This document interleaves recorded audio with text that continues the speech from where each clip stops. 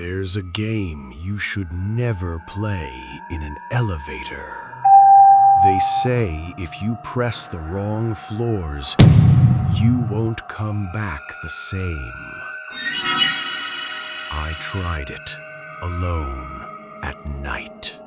The elevator stopped on the 5th floor. The door opened, but no one got in. Then it moved on its own. No buttons pressed. On the 10th floor, a woman entered. She didn't look at me, but the mirror showed her staring directly at me.